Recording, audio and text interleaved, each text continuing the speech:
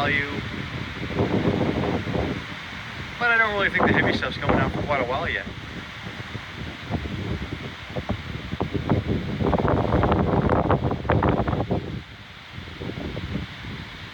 Yeah.